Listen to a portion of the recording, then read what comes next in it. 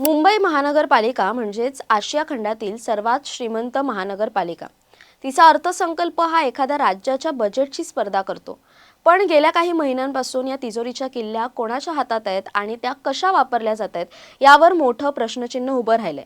जानेवारी महिन्यामध्ये मुंबई महानगरपालिकेची निवडणूक पार पडली आणि मुंबईला आपले नगरसेवक मिळाले। पण आता लोकप्रतिनिधींच्या वॉर्डासाठी मिळणारा निधी हा समान तत्वावर आधारित असणं अपेक्षित होतं, पण ते तसं होत नाहीये आणि इथेच चर्चेला उधाण आलंय। या कथेत आपले आणि परके असा स्पष्ट भेद दिसून येतोय। सत्ताधारी भारतीय जनता पक्षाच्या काही खास नेत्यांच्या पारड्यात कोट्यावधींचं दान पडलं असताना दुसऱ्या बाजूला विरोधकांना केवळ नावापुरता निधी देऊन बोळवण करण्यात आली आहे। मुंबईच्या विकासाचा गाडा नेमका कोणत्या दिशेने ओढला जातोय, हे नेमकं सगळं काय चालू आहे जाणून घेऊया या व्हिडिओच्या माध्यमातून। नमस्कार, मी संचारी आकेरकर आणि आपण पाहताय टाइम महाराष्ट्र। यातील सर्वात धक्कादायक बाब म्हणजे या निधी वाटपात केवळ विरोधकांनाच डावललं गेलं नाहीये, तर खुद्द भाजपमध्येही दोन गट पडल्याचं चित्र आहे। स्थायी समितीचे अध्यक्ष प्रभाकर शिंदे आणि भाजपचे गणेश खणकर यांना प्रत्येकी 20 कोटी रुपयांचा निधी मंजूर झालाय। 20 कोटींची ही रक्कम एका प्रभागासाठी अवाढव्य मानली जाते, पण त्याच पक्षात असलेल्या आणि पक्षाचे निष्ठावान मानल्या जाणाऱ्या इतर नगरसेवकांच्या वाट्याला मात्र अवघे 2 ते 3 कोटी रुपये आलेत। यामध्ये विधानसभेचे अध्यक्ष राहुल नार्वेकर यांच्या कुटुंबातील सदस्यांचाही समावेश आहे। हर्षिता नार्वेकर आणि मकरंद नार्वेकर यांसारख्या आक्रमक नगरसेवकांना मिळालेला निधी हा प्रभाकर शिंदेंच्या तुलनेत अत्यंत अल्प आहे। हे चित्र पाहून राजकीय वर्तुळात चर्चा सुरू झाली आहे की भाजपमध्ये वजन असलेल्या नेत्यांनीच सत्तेच्या प्रभावाचा वापर करून स्वतःच्या प्रभागासाठी जास्तीचा मलिदा ओढून घेतलाय का। एकाच पक्षात असलेली ही विषमता आगामी काळात मोठ्या अंतर्गत वादाला तोंड फोडू शकते। नेत्यांमधील हा श्रेयवाद आणि निधीचा हा असमतोल पक्षाच्या सबका साथ सबका विकास या घोषणेवर प्रश्नचिन्ह उपस्थित करतोय। या संपूर्ण प्रकरणात मुंबई भाजपचे अध्यक्ष अमित साटम यांची भूमिका अत्यंत कळीची ठरली आहे। अंधेरी पश्चिम या त्यांच्या मतदारसंघात येणाऱ्या काही नगरसेवकांना 6 ते 9 कोटींचा निधी मिळाला, तर काहींना खूपच कमी। साटम यांनी या विषमतेवर जाहीर नाराजी व्यक्त केली आहे। त्यांनी थेट स्थायी समिती अध्यक्षांना पत्र लिहून हे स्पष्ट केले की अशा प्रकारचं वाटप पारदर्शकतेला हरताळ फासणार आहे। साटम यांच्या या पत्राने भाजपमधील धुसफूस चव्हाट्यावर आणली आहे। साटम यांनी मागणी केली आहे की ज्यांना प्रमाणापेक्षा जास्त निधी मिळालाय त्यांच्याकडून तो परत घेण्यात यावा आणि त्याचे समान वाटप व्हावे।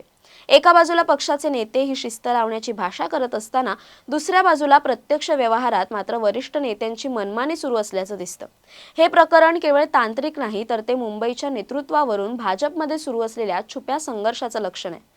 जर सत्ताधारी पक्षातच असा विसंवाद असेल तर मुंबईकरांच्या कराचा पैसा योग्य ठिकाणी खर्च होईल का याची शाश्वती कोण देणार। आता वळूया त्या बाजूकडे जिथे लोकशाहीचा आवाज दाबला जात असल्याचा आरोप होतोय। शिवसेना, ठाकरे गट आणि काँग्रेसच्या नगरसेवकांना जो निधी मिळालाय त्याला राजकीय भाषेत पेंट्स म्हणजेच चणे फुटाणे म्हटलं जातंय। विशाखा राऊत आणि टुलिप मेरांडा यांच्यासारख्या अभ्यासू नगरसेवकांना केवळ 25 लाख रुपये देण्यात आलेत। 20 कोटींच्या तुलनेत 25 लाख ही रक्कम म्हणजे समुद्रातल्या थेंबासारखी आहे। माजी महापौर किशोरी पेडणेकर यांनी यावर घणाघाती टीका केली आहे। विरोधकांचा आरोप आहे की ज्या वॉर्डामध्ये विरोधक निवडून आलेत तिथल्या जनतेला शिक्षा दिली जाते। जर तिथे विकास कामे झाली नाही तर भविष्यात जनता विरोधकांना दोष देईल असा हा कुटील डाव असल्याचं बोललं जाते। रस्ते, पाणी आणि कचरा व्यवस्थापन या मूलभूत गरजांसाठी लागणारा निधी हा राजकीय पक्षाच्या चिन्हावरून ठरवला जात असेल तर ती मुंबईच्या लोकशाहीसाठी एक धोक्याची घंटा आहे। हा दुजाभाव केवळ राजकीय नेत्यांशी नाही, तर त्या प्रभागात राहणाऱ्या लाखो मुंबईकरांशी आहे असं त्यांचं म्हणणं आहे। मुंबई महानगरपालिका ही कोणत्याही एका पक्षाची खाजगी मालमत्ता नाहीये। आयुक्तांनी आणि संबंधित अधिकाऱ्यांनी अधिक तटस्थ राहणं गरजेचं आहे, पण वरिष्ठ राजकीय नेत्यांच्या दबावाखाली प्रशासन झुकल्याने या आकडेवारीवरून स्पष्ट होतंय असं लोकांचं म्हणणं आहे। जर अशाच प्रकारे निधीचं वाटप होत राहिलं तर मुंबईच्या काही भागांचा कायापालट होईल आणि काही भाग मात्र विकासापासून वंचित राहतील। यामुळे शहरात प्रादेशिक विषमता निर्माण होईल। भाजपसाठी ही धोक्याची घंटा आहे, कारण अंतर्गत नाराजी आणि विरोधकांचा वाढता रोष यामुळे येणाऱ्या निवडणुकीत मतदारांच्या रोषाला सामोरे जावं लागू शकतं। शेवटी हा मुंबईकरांचा पैसा आहे जो त्यांच्या कष्टाच्या टॅक्स मधून जमा झालाय। तो पैसा कोणाचं घर भरण्यासाठी किंवा कोणाची राजकीय खुर्ची टिकवण्यासाठी वापरला जाऊ नये। पारदर्शकता, उत्तरदायित्व आणि समानता हे लोकशाहीचे 3 स्तंभ मुंबई महानगरपालिकेत पुन्हा एकदा भक्कम करण्याची गरज आहे। दरम्यान या सर्वाबद्दल तुमचं काय मत आहे कमेंट करून नक्की कळवा। तसेच अशा नवनवीन व्हिडिओसाठी टाइम महाराष्ट्राला सबस्क्राइब करा। धन्यवाद.